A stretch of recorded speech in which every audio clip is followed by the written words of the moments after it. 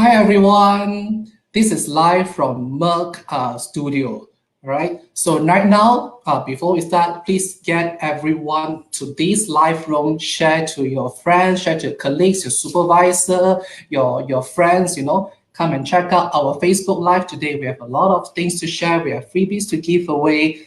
Come join our live, all right? All right. Hi, good morning. This is William. I'm a senior sales specialist from Merck. Okay, I will be your host today. All right. If you are a final year student, postgrad students, lecturer, supervisor, this is a session that you do not wish to miss out. All right. It's a collaboration between Young Scientists Network, Academic Sciences of Malaysia, together with Merck. All right, it's very exciting for us, and it's an honor to have this collaboration chances together with YSN, because we really want to give back some to the scientific community. So the first series that we are going to do today is Back to the Lab, How Ready Are You? Okay, so if you are, as long as you're working at the lab, you're a research student, going to be a research student, or you have done research for so many years already, this is definitely a session that you do not wish to miss out, okay? So join our Facebook Live. You can go to Merck Life Science Malaysia Facebook or Young Scientist Network Facebook, okay? So before that, I have some announcements to make, okay? So in order to win some freebies, we have some giveaway to all of you, all right? Please visit Merck Life Science Malaysia Facebook, all right? Like and share, and then share this live, okay? And a hashtag back to lab, all right? Fill in a link over there, and then we have 20 back to the lab goodies back, okay, to be given to all of you. Do not miss this chance, okay? Let's fill in the link. Go to our Life Science Facebook, fill in the details, and then get yourself the back to lab goodies back, okay? Oh, not to forget, you can go to Young Scientist Network Facebook as well. Like them, there are a lot of exciting things over there as well, okay? So without further ado, we have 3 distinguished speakers today, all right? They are from the academic side, and then they are from the commercial side. So it gets a flavor of both, so that we can discuss a topic about something that has voices from 2 directions. So first, we have Dr. Lay Ching. She is the senior lecturer at the Institute of Biological Sciences, Faculty of Science, University of Malaysia. Most importantly, she is the chairperson of Young Scientist Network. Hi, Dr. Chai. Hi, good morning, everyone, and good morning, William. Okay. Thank you for having me here. All right, next we have Prof. Dr. Denny Ng. He is the Associate Head of the School of Engineering and Physical Sciences, Heriot Ward University, Malaysia. He is also a member of YSN. Hi, Prof. Denny. Hello, good morning, everyone. Nice to see you all here. This is my first time doing the live session with Merck. I think it's a fun. So let's explore together. Thank you. No problem. Next up, we have a representative from commercial. We have Miss Katherine Koay, Head of Product Sales from Merck Sdn Bhd. Hi, Miss Katherine. Hi, good morning, everyone. Happy Friday. Dr. Chai, Prof. Denny, good to see you again virtually. Yeah, good to see you. Thanks. Hi, William. Hi, everyone. Okay, so before we start today, so we really want all of you to give a bit of heads up to the audience, what they are expecting to listen to when they join this live webinar. We are talking about back to lab, how ready are you? Just a sense of the aspiration from listening to this live. Dr. Chai? No, I guess I must say this as the first attempt to engage postgraduate students as well as students how to be ready and what to expect to go back to the lab. So it's just to give a little bit of advice probably on how they should prepare themselves so that they can continue back their life back into the new normal. So yeah. Thank you, Dr. Chai. Hi, Prof. Denny. Anything to share? Right, thank you. So I would like to take this opportunity to share some of the SOPs, some of the support system that university provided, especially from my personal universities, Heriot University. How do we support the students when necessary, especially recovering back to the from the MCO or RMCO that we are facing today. So I will take this opportunity just to share some of the initiative and I think I would say support system that students can require when they need helps. Thank you. We can listen from you, Prof. Denny. Katherine? Well, I hope from today's sharing, we could reassure our audience, especially the researchers, that we know what we are doing and we are ready to move science forward together with the researchers. Yep, that's from me.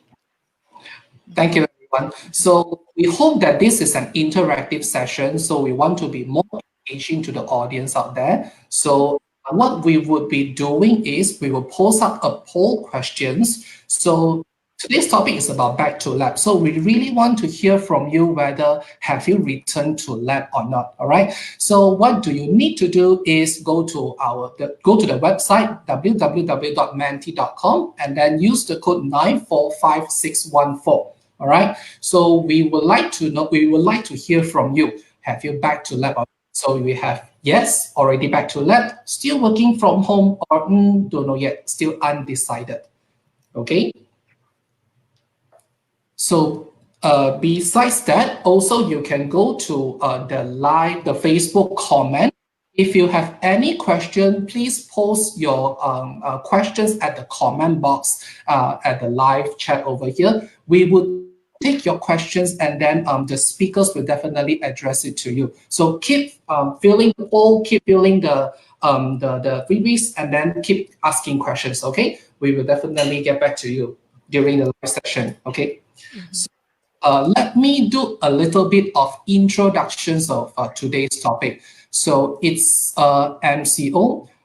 It's definitely due to COVID-19 that has happened since last year. So it's been 12 million cases worldwide, while for Malaysia, it has been more than 8,000 cases totally.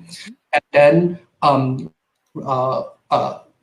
started on 18th of March, and it was only announced 2 days before. All right. It continues until 9th of June as a CMCO stage, and right now we are in RMCO stage, which is expected to be lifted on 31st of August. So looking at the date, it has been 113 days since MCO, and finger crossed, hopefully there has been only 53 days more before the RMCO was lifted. So that has been some unexpected things, definitely. So we really would like to hear from the lab perspective, how does the lab react to MCO when it was first announced, given that we have only 2 days to prepare for it? And what about the lab work that has kickstart since the beginning of the year? Dr. Chan? Yeah, probably I can share a little bit from my point, like, to be frank, like, the students really were quite panicked, like, when MCO was actually being announced and being left with such a short time, like, to back up their work and then so that they can come back and continue on with their work is like, a challenge.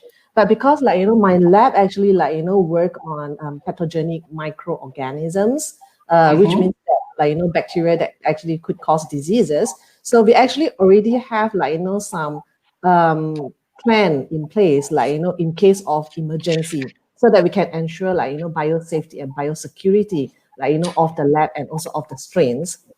So on my side, like, as a supervisor, as a project leader, so the first thing that I actually do with the students is actually to like kickstart the plan and then discuss and list down all the bacteria, the pathogens, particularly like, that actually could cause a disease that could actually spread or probably like, die off. There's two things that we are afraid, like, during the MCO, which is like, the poor maintenance of the strain would actually cause the biological sample, the bacteria, to die off, that when they come back, they couldn't actually repeat or continue the experiment. And the second thing that we are afraid of is that, like, due to bad maintenance, like, the pathogens or whatsoever could actually spread from the lab and cause a problem or issue to, like, maintenance people, like, who actually come back during MCO to make sure all the electricity, everything is okay. So two things in place, like, we actually come up with plan, like, with students, like, how to immediately, like, prepare all the stocks and keep safe. And also, like, prepare lists of, like, what are the pathogens that, or what are the working cultures that couldn't be kept for a long time that we need to, like, come back and maintain it frequently. So we come up with a list of, like, how often, like, to come back and who to come back and what they should do when they come back. So all the precautions that, like, need to be come out within 2 days. Of course, like, when it first announced, so we didn't expect to be 3 months. So this plan actually, like, changes, like, over time, like, depend on when it's announced, like, being extended again, then we come up with, like, another new plan. So, but I think that the challenge part is that, like, because the students are not allowed to come back to the lab to do the work for their safety reason. So I myself and the other laboratory staffs, like, have to take turn and communicate with the student, like, which one is the one that, like, they need to do, and so on, so they can go back and look at the thing. So those are some of the things that, like, that we immediately put into place. Yeah. Because at first we thought that it's going to be 14 days only. We never know that it will be that long. And then I cannot imagine, if my sample is working on biology sample, it's like after a few days, if I don't come back to lab, everything just dies. You can't repeat your project. You have to start your project all over again. Yeah, that's why we have, like, short-term storage, and after that, like, when it was announced extended, we come back again and then prepare all the long-term storage in -80. Then that's how the preparation to be like during MCO, no choice. Then we also would like to hear, from engineering on or chemistry perspective, how would you react differently, Prof. Denny? All right, thanks for the questions. I would like to share a little bit on my university approach. I would say a bit fortunate that happened in Heriot University because we are a global university whereby we have tri-campus, one in Edinburgh, UK, another one is in Dubai. Dubai was announced closure ahead of Malaysia, and the university was closed for a month. Because of that flowing on this decisions or announcement by the Dubai, therefore Malaysia also start actually formation of our crisis management teams in Malaysia to look at how do we collaborate and how do we support our students when necessary. Then we also make a big worst case scenario in end of February to start thinking about in the event Malaysia campus are closed as well, what is going to happen to our students. So with that kind of planning it ahead, I would say Heriot adapted to the closure quite easily. At least we know what to do. Not everyone is not panicking about only 2 days left. So we actually have few weeks ahead planning for all the activities. So what we do is we start to giving students access remotely some of the software and things like that. We actually set up all the VPN for the staff, academic staff, as well as the supporting staff, so that they will be able to access to the lab or access to the computer or whatever software that they require to operate their research and maintaining their activities or teaching activities. And we move from face-to-face classes to online classes very, very quickly. And then students are able to adapt to it quite well as well. So with that kind of strategic planning, we are able to adapt to the first phase of the RMCO.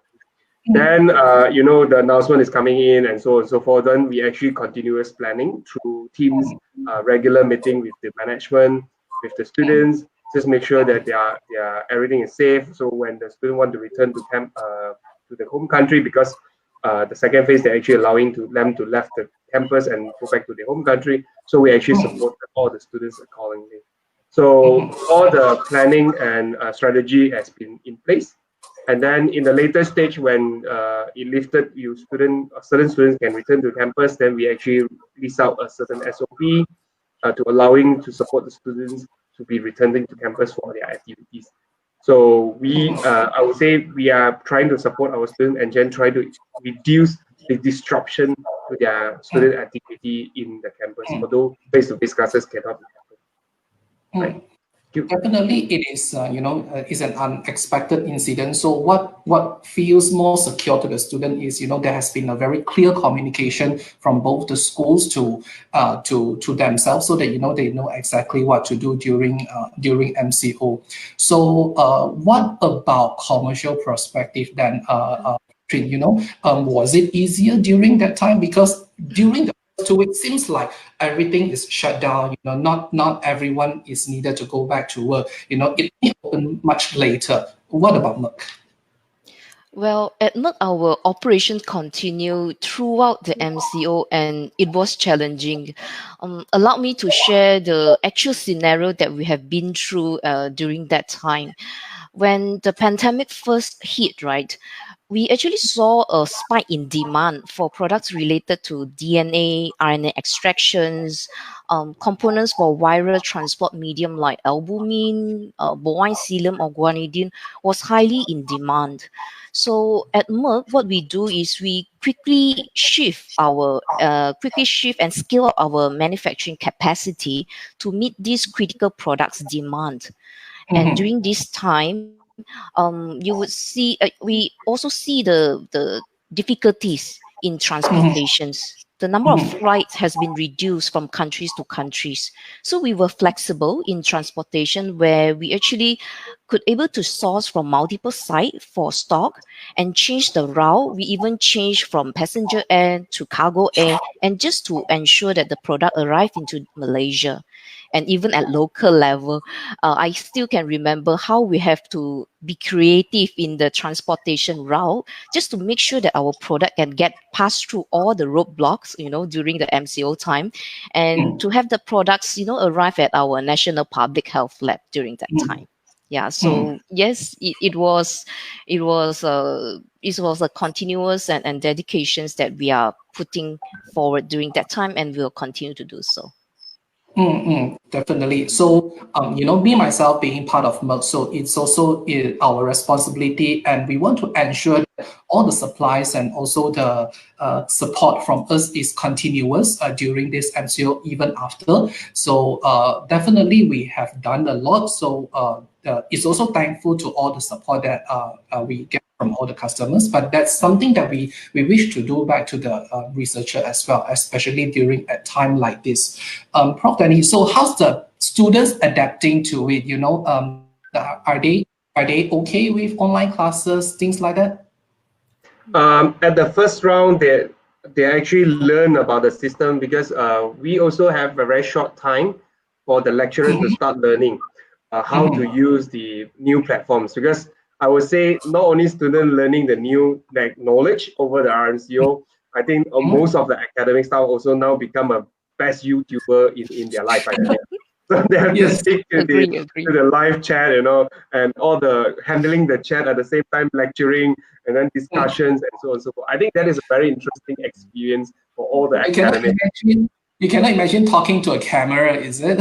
Yeah, I would say most of the academic stuff doesn't have those such experience. But now, because Mhm, I think after a few months we are trained to do so, so we are very mhm, comfortable to speak with the camera. In the mhm, first round, I think that is the adaptations that we need to learn, and then we have to learn mhm, how to use the platforms, all the button, and so on, so on, to make it interesting to the students. Mhm. And the students also learning from there, and then also very attractive to the lecturers. So they learn mhm, about how to communicate. Previously we have to do a lot of face-to-face classes, but now they mhm, actually have to do a lot of chatting, and then also they have to learn to share their results with the scripts and so on and so forth. All this has been in place mhm, in the part of their learning curve, and not only mhm, learning the knowledge but also all these activities. So I would say students are picking up quite quickly because now the mhm. younger generation is much tech, I would say All tech technology savvy, right? advanced, yeah, talk savvy than us. So they're actually picking up very fast. They learn from, they can online classes, so they can use their phone. And then I have seen students using phones to just go for classes, and then also Mhm, computer and so on and so forth.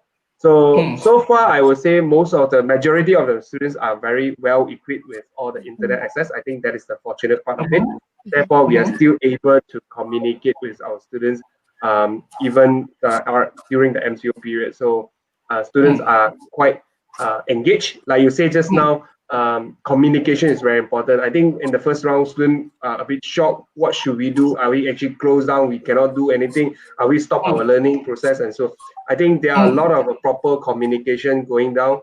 To avoid confusion, we actually use a university platform to send through all campus. So all our students actually getting directly from our provost, directly from our or the vice chancellor about all these steps, and then we are standardizing the standards for all the campus. So with that, student will not confuse whether this is for Dubai or Malaysia or for UK. So we actually having a standard options, and then we also informing all our students about assessment, because some also are worried about, now I got no final exam, so what is my grade to be? So actually, no, unfortunately, they have no holidays, so they still have to be graded because they have to graduate on time. So we don't want them to be, deferment on their graduation. So the assessments still have to take place. We have to work with all the professional bodies, accreditation body, ensuring the standards there, maintaining, and then to do all these activities, right? So I think that's all from now. All right, thank you. Then perhaps we want to know, is definitely a clear message is very important, to every one of us during that time. But as a student, we will feel like being left out, or so means that now I work from home, so I do not need to talk to my supervisors anymore. So how do you stay connected, Dr. Chai? Actually, I think I probably would be a bit more frank, in this case. So during before the MCO started, I think most of the lecturers or project investigators have been very busy, including myself, have been very busy. So my usual norm will be having a meeting with students once a week, and a big meeting probably once a month, and I would drop in labs on and off. And the students, of course, they can contact me via WhatsApp, or phone call. That's a very common things to do. But during MCO, because students wouldn't be able to go back to the lab, and a lot of them feel uneasy and insecure. So in fact, I meet my student more often compared to before MCO virtually. So I feel I have more things to do, and I actually get to know my students way better during MCO, because of not just academically, you need to support them in terms of their project, but we have foreign students that they couldn't go back to their home country, that they got stuck up over here in their one probably small room that they rented outside there. So it's also in terms of support psychologically. And to give them quite a lot of advice on what to do, how to do, and perhaps they need some help that we actually try to support in that term. So not just a professional relationship, but also a personal relationship. Yeah. So you definitely previously, if you don't have, I believe lecturers definitely will be busy, managing your admin, your teaching, things like that. You might not have frequent time to meet your students, but no choice. MCO, everybody is working from home, so definitely a chance to meeting them virtually. Let us look into the poll question right now, just now. So we have asked to the audience, have you returned to lab? Let's see what's the result. Oh, okay. So mostly have returned to lab. All right. Still 30% working from home. So either I think it's quite a clear thing that either they are told to still work from home, or they have been they have gone back to the lab already. So for okay, then during MCO, or for those that were still working from home, what kind of advice, or what do you think they should do or they can do at home actually, Dr. Chai? So for students, the advice I give to my students quite a lot is that because they get a bit worried, their progress get a bit lagged out, because they can't get back to the lab. So but I always advise them there's something that you actually can do when you stay at home. You do not need to always to be in the lab to do research. Research can be done at home also.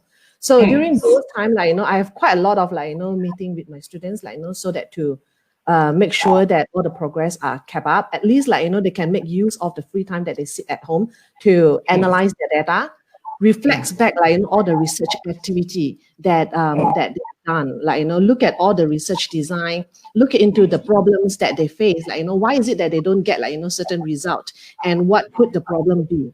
So this is a very good time where the student can do a lot of, like, literature review and reading, and really to understand, like, the research that they do. So oftentimes, like, our students always want to get straight into the research, and they'll be like working, and then collecting data in the lab. A lot of time without really, like, putting in effort and time to think about their research, the knowledge that they need to have, and to troubleshoot. So this is the time, like, that the student actually do a lot of this reading and reflection, where they actually, like, some of my students actually tell me that, oh yeah, actually right now I can see how my research link, how my research data could be actually used, like, in the future, and also how I could better improve, like, my research problem or my research techniques and methodology, so that it's more up to date. So quite a lot of my students right now, they couldn't wait, like, to come back to the lab and to test out, like, their new improved, like, methods, like, their new thoughts of why things doesn't work. So is it for them is like when they first started research, they were like very excited, and then they want to do a lot of things, and then they want to so focus in their objective, so they do. Then it's a moment that we can step back a little bit, to think that research they do, what is the impact actually? Even for the researcher, it's the same. Like, sometimes even for myself, like, we have been so busy, and research work just runs, so without actually looking at the data and thinking much, like, sometimes at this moment also, like, when I reflect on some of the project, I was like thinking, oh yeah, actually we could do this so that it's better, and we do a lot of literature to fit in, like, and to improve. So I think that's actually a good thing, like, that even I think after MCO, we should actually take off some time, like, for our student and supervisor, project leader, and then to sit down and to really discuss on project and on how to improve, so that we can have, like, a better result. So it's a moment that you reflect back, your what you have been done, and it's definitely a good period that you can study something, and then you improve, when you go back to the lab much later, so with more information, with more clearer objective, while doing your research.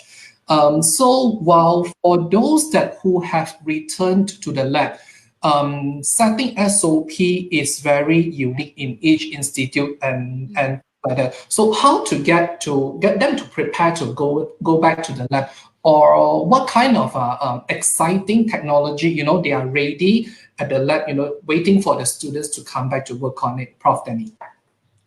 All right, thank you. I would say you when you hear from Dr. Chai, I think most of them are very excited to return to the lab, and then they want to try out their things. So especially during the MCO, they are not allowing to return to the campus.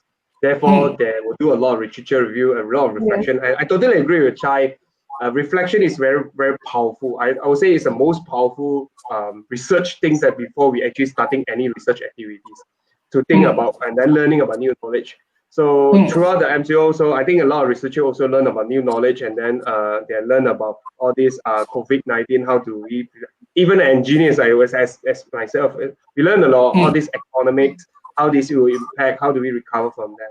So having all this new knowledge, I think when we're returning to the campus, we actually want to try a lot of new experiments. And what happened in the university that Heriot University is doing is we are preparing the lab for our students. Because with the SOP coming in, we have limited students can be returning to the lab. We have only handful of space, that because we have the proper social distancing that we allocate for the students and protecting the student safety. We have to even move some of the equipment or movable equipment to a location where the students would like to use. With this, and then we will reduce the student instead of moving from one lab to another lab. So then they can stay focused and work on the lab that they have. So we have done this kind of arrangement for our students. And then with the SOP, they have to apply, they have to inform their supervisor and discuss with the supervisor what they want to do before they're returning to the campus. And the student supervisor will be fully understand what their student is doing. Previously, I would say pre-MCO, Supervisors say, yeah, go ahead, do whatever you want. Probably they know about discussion, but not in detail on step by step. But now with this kind of a discussion, I think more frequent discussion, because like mentioned by Dr. Chai, that, you know, all students actually, the supervisors are very closely monitored their students and they fully know what they do. At the same time, we also notice some change on the scoping, on strategy. For example, some students are moving some of the computational part of their work into during the MCO, because they can do it computationally, and then the final validation, then they can do it during when they're returning to the campus. So there's we also notice some changes on the student scoping, and then they're also focusing more on the computational while they are away from the lab. So reflections, a lot of new analysis result has been shown. I have seen a lot of my students are doing that as well. It seems like what I understand from Prof. Denny is like, you know, change is something that you can't avoid. You know, if you know things happen like this, in order to make your research still progress, change the way or change the direction. You know, you previously it's not something that you work on software, then you know then it's time, because at home you can still work on software, and then you still can achieve your research objective. You know, do the later part at the lab when you can go back to the lab later. I think it's definitely something that the students can do. So besides from that, it sounds like research is never going to be the same anymore. So previously, you know, everybody is like queuing at the lab, queuing for instruments, things like that. And with, you know, pandemic happens, you know, people start, you know, cannot go back to the lab, and then they're all from home. The scenario have changed, the feeling have changed. How does a commercial company like Merck react to it? Katherine. Thanks, William, for the questions. At Merck, we believe that we play a unique role in the life science ecosystem for the fact that we are not only delivering products for the current use of our researcher, but also to come up with tools and solutions that is future ready for our researcher. And for instance, like how the new norm of restarting a lab that Prof. Denny has described just now, you know, having to move the instrument closer in proximity so that the student do not walk about. Well, for that instance, you know, we could have an existing alternative, for instance, like a purified bottled water that you could use in the lab rather than, you know, as a considerations rather than to move a lab water system. And that's the solutions for today. Now, for future science, as Prof. Denny mentioned also, it get more computational. And this is the trend that we see also. Predictive tools and software is become very prevalent. And at Merck, we are prepared for that. For that, we have our Cynthia, a retrosynthesis software that is able to predict or provide a viable synthetic pathway for researcher before they actually go and procure the product and start the synthesis. So the software would actually able to help them to do some predictions before having entered into the lab.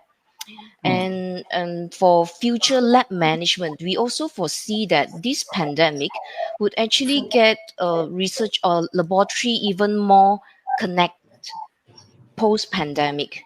And for Merck, we do have this new Bright Lab cloud-based software, we call it Bright Lab, that actually assists in inventory management and also connecting multiple instruments so that students or researchers can actually get real-time access to the data. So we do see this evolvement is going to happen, and in a way, this is how Merck is getting ready for moving the future science together with the community. Yeah. So yeah, that's some of the sharing on how we commercial, you know, preparing the research community as the landscape has changed. Yeah.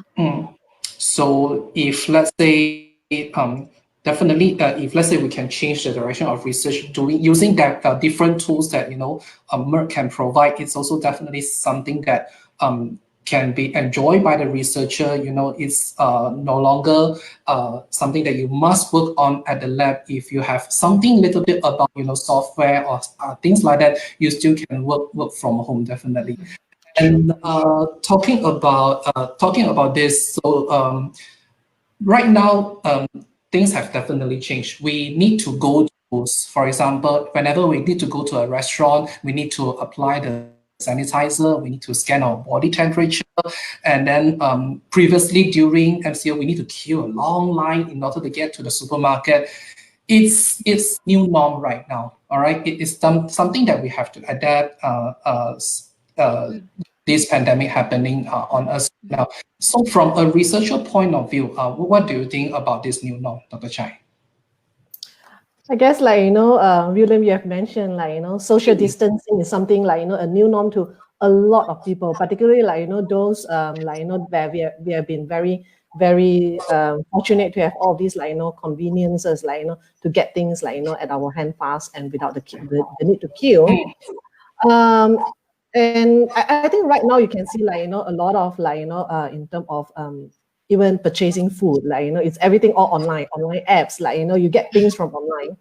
So I think I'll expect things to go quite slightly different, in terms of research also, how we probably purchase our research ingredients, materials. Perhaps there will be apps coming up very soon too. I didn't know. But for the students, to queue up, in the lab, waiting for equipment, to be used is something very normal. Particularly for my students, that we are working in a microbiology lab, that we are handling, pathogens. So it's very common, to my students, to disinfect themselves every day, before they go to the lab, when they are doing their work, and after they finish their work. So it's something quite common. I think the new norm for research student, very often is that how to balance or to switch, their project, which is very much wet lab dependent, to probably to have a certain portion of a dry lab portion, predictive modeling, or the literature part, meta-analysis, things like that. So to be prepared, if things goes another way around, if this pandemic is coming back again, which I believe there will be new pandemic keep coming back. So it's fortunate and unfortunate for our students right now who are doing their research to experience this. So the good thing is that they actually learn things doesn't go according to your plan. Often it can change, and how to be flexible, how to be fluid, in adapting to this new environment is something I think students as well as researchers need to learn. So things definitely will change, in the way that we do research, and a lot of people will now start to plan, if things doesn't go right, and what should they do, and so put in a plan so that you don't get panic. I think that's very much the thing that we should do. I think the message from Dr. Chai is be fluidic, be flexible. We can't always predict what will happen. So as long as you are ready, then whatever changes you have, you can definitely, adapt to it. Then what about Prof. Denny? Any key learnings about this pandemic? It has been, more than 100 days in Malaysia as an academician. Right, thank you. I believe, like what Dr. Chai has mentioned very clearly, is we have to be prepared. Planning ahead is obviously a good strategy. So we need to really, we don't know whether the second wave is coming in. You look at what happened in China, Australia, or South Korea, and so on and so forth. There are so many countries after reopening for a while, and then it has to be shut down again. So being a student, being a postgraduate student especially, you don't want this to be interrupt your study as minimum as possible. So be prepared and plan for the worst case scenario. So one of the things that I had discussed with my student is over this period is when the MCO started, a lot of them actually said, Prof. Denny, only 2 weeks, so it's fine. So I just stay at home 2 weeks, do a bit of writing a paper, and then I'll be back to the return to the labs, and then I can continue my research. So one of the things that I discussed with them, so no, that's not the plan. So your plan should be thinking about in the event you are not able to return to the campus until January 2021. What you are planning to do. So you plan for the worst case scenario, which is 6 months you cannot go back to your lab, or even 9 months you cannot go back to the lab. So what happens? Possible. So that is what the thinking process has to change. So students are no longer plan short term. They have to really think about long term. In the event they can go back, what they need to do. In the event they cannot go back, what they need to do. So they have to have lay out all the strategy, and then thinking about how to mitigate. In the event university are open now, what is the priority they need to focus? Because you, as I said just now, the second wave might be coming in, you must shut down again. So what is your priority? You cannot do one things at one go. So you have to prioritize what you need to do now, so that in the event pandemic coming or shut down or lock down again, I still can work on my project and so on and so forth. I have insufficient data. So all this, they have to do a lot of planning. So I would say planning is important, and using a scenario planning, it actually help a lot of students to mitigate all the risks, or they at least identify their risks, what they can do. As for example, like you mentioned, I think Merck is very presentation. I think that work is very good, because this is what we are looking forward in the future. How do we remotely control? How do we remotely access to the lab without physically? You need to do all the labs, but all the inventory monitoring. Even maybe in future we can develop something that monitor the cell culture remotely, because you have camera and so on and so forth. I would say you can online remotely controlling, and this is what 5G technology is coming in place, and this is what a lot of engineering innovation coming in place, sensors and so on. So I think we can work very much together. Not just to highlight, engineers are not live alone during this pandemic, because I know a lot of attention has been going into life sciences, virus, and so. But engineers actually play a very important role here, because a lot of innovation need to take place to allowing all the research is still running remotely. This is also part of the things that we are talking about, IR 4.0 in industry manufacturing.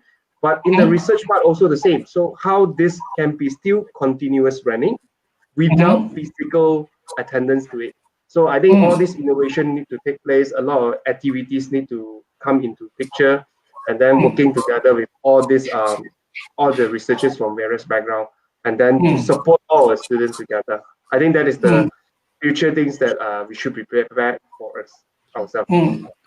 Definitely, those things are ready. It's just that when engineers, I believe engineers are the one who keeps on coming with new invention and new innovations. So especially at this time, it boosts up even more, I think, creativity, or even more, kind of work coming out from engineers. Exciting, definitely.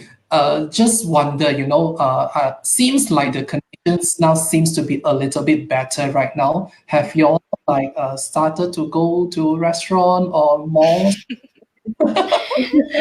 Of course, we are back to work at the office. Yeah. So because it's not like before. Every time we step into a restaurant, it used to be so easy. We just step into a restaurant and enjoy our food, and then it became everything has to be delivery if you really want to go from the restaurant. And right now it becomes scanning body temperature and applying sanitizer, things like that. Let's see if Katherine. No, I just thought, William, I think we as, human being, we are very adaptive.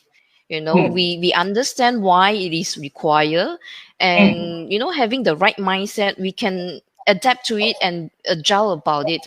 Like what Prof. Denny just now have mentioned about the situational planning. I think that is very true, for us, either a student, researcher, or just, a commoner, or just an ordinary public. That's how we have to be prepare, for the worst scenario and be agile to it. If it happen. If it doesn't, then we are prepared. So we don't have to be terrified after all. Yeah, that's what my thought is. Thank you, Katherine. Let's look at the questions from our audience. Let's see what do we have from them. Right. Okay. So, is this the question? So how do you think Malaysia's life science research industry will change or will be impacted post-COVID? Will the government be putting more towards focus towards life science research?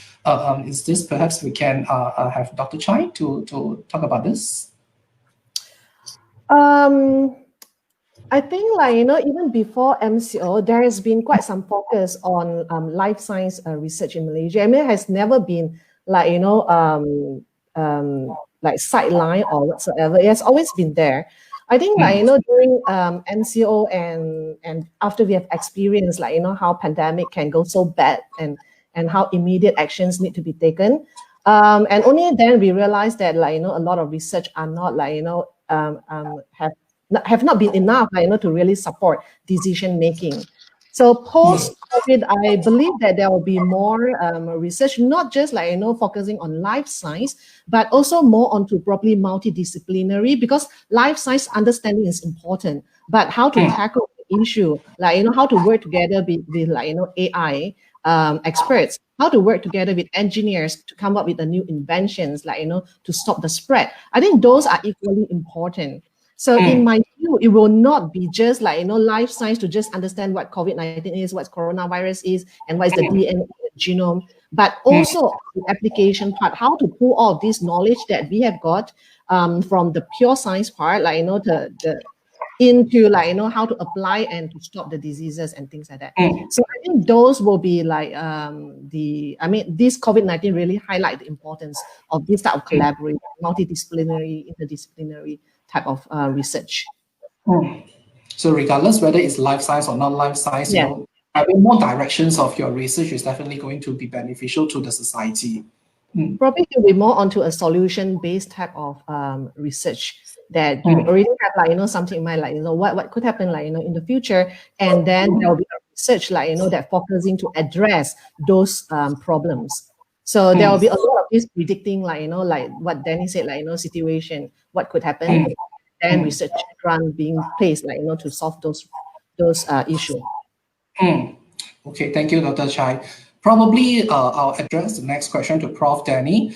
So we have a comment from the Facebook. Good topic. It is very challenging for undergraduate final year project student at this period looking at lab-based studies that require data gathering. May I ask, what is your experience dealing with this? Change the research objective or extend the study till post-MCO that will affect the student graduate time? What do you think? So, thanks, Chia-Wei, for the questions. In the university, my advice is we don't want to interrupt the students, especially the final year students who are on their graduation. Most of the students will just look for, can I graduate on time? Professor, can you make sure that we graduate on time? I think this is quite normal things that we have to be empathy on. This situation is not that what they want, and this is something that's not a normal situation to happen. So the university actually made a very quick decision on this, is to support the students. You can change your research objective, and then moving into like what I suggested just now, moving from lab-based into a computational base. So that's why a lot of discussion behind the planning is how can we allowing students to remotely access to the computer software, because previously most software are only applicable when you go to the lab. So one of the strategy we work very closely with our IS is actually allowing our students to remote access to the computer lab in the university. So then they can remote the computer, then they can actually access to the software. And then whatever software they can do, then they're allowing them to really use the software and start to gathering some data based on literatures, based on the simulations, and then finalizing their project accordingly. So changing the scope tilted into a certain area or more computational simulations, optimizations, will actually helpful for students to graduate on time. So that allowed a lot of my students also moving into that directions because of this COVID-19. And they also learn about enjoying that much, because previously they always thought that, they are good at lab, they don't know all this software and things like that. They pick up the skills in a very short period of time, and then they learn about it, and then they can do a lot of jobs. And with that, we also allowing students to learn from each other. So the students, I would say generally they adapt quite fast, and most of them manage to submit their project according to the timeline, because we actually extended a little bit. I think we have extended 2 weeks, extra 2 weeks for students, because during the pandemic. So, and then they have to settle down. I would say the most important is the first 2 weeks. A lot of people actually get terrified, don't know what to do. This is something that I'm locked down in a home. We have to really pay attention, communicate continuously, supervisor, close monitoring, discussions. Then students actually pick up all the requirement and meeting all the, I would say, the research objective and the learning outcome of the program. And because of that, we actually access them, and then they're actually able to graduate on time. And all the assessment now, because of this pandemic, all the marking is now become tri-campus. So very interestingly, we actually now involving a lot of different campus from the lecturer from different campus to evaluate, ensuring the standard is there. So everyone is working very closely now in the university. Thank you, Prof. Denny. Thank you so much. So this is our first collaboration together with YSN to come up with a topic about back to the lab.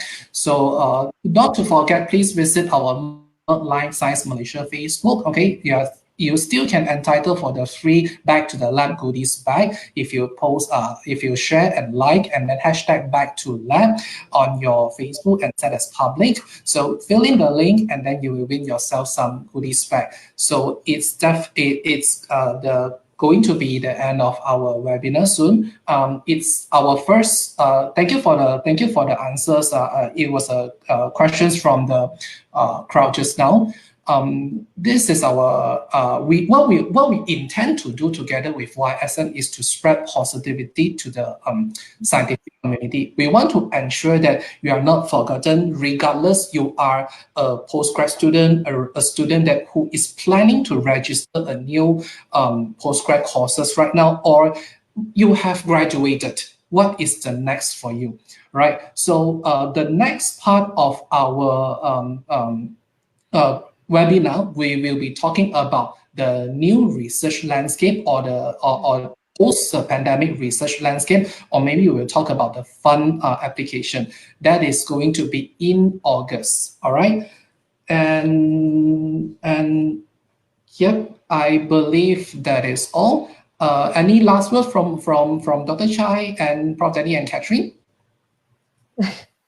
Probably I would just say a little bit I think MCO is actually a very good lessons to a lot of people students, because I mean, of course they can't get back to the lab and to continue their research. You might get a bit delayed, but I think the good thing is that they get actually a very good experience on how to deal with something unexpected coming.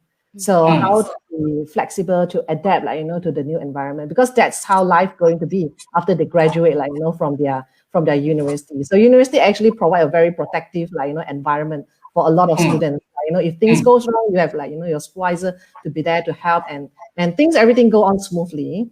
So, but with this, they know that things can get out of control, and how to adapt and how to move on their life is very, very important. So it's a good lesson that they can take on to their next level of life, after they join university. So as a lecturer, as a leader themselves, then they know that planning and be flexible is very important. Yeah. Always be ready, for something unexpected. Thank you, Dr. Chai. All right. For me, I would say resilience to change. Do not afraid to the changes. So you have to be, like I say, when you are pre-prepared, then it will be easy for you to adapt to the new norm. And knowing, because I think a lot of students or a lot of even general public start to worry or terrified is because they don't know what is the next thing happen to them. So with a lot of scenario planning, like I always like to use this, is scenario planning. Then you really, at least worst case scenario, nothing can worse than this. Then at least you know what is going to happen to you. So only probably I need to defer another year of my study. Then yes, then I will go ahead. So at least with all this scenario planning within themselves, within their mindset, it helps them to think about what is the next thing to can do. So it helps them to really re-strategize their activities and research work. Also for some academic and researcher, I think including myself also, I actually moved a lot of my research work. Previously, I used a lot of mathematical optimization, my foundations there. Applying into palm oil industry, now I actually moving into economics. How do we restoring the entire palm oil value chain in the country? What are the strategy and things like that? So I'm working with transdisciplinary researchers. So I learned from a lot of researchers from internationally with Philippines, US, and so then we look at that together. How can we support the country for them to restoring, and how do we support the economy to be growth again? So this is not engineer work, but probably we use some of our fundamentals of modeling, optimization. It helps a lot. So with that, I would say we just have to adaptive to the change. This is not a situation that we plan for, but in the event now it happens, so we just have to plan for the best and plan for the worst that we can have, and just be prepared for the next whatever happens to us. Thank you, Prof.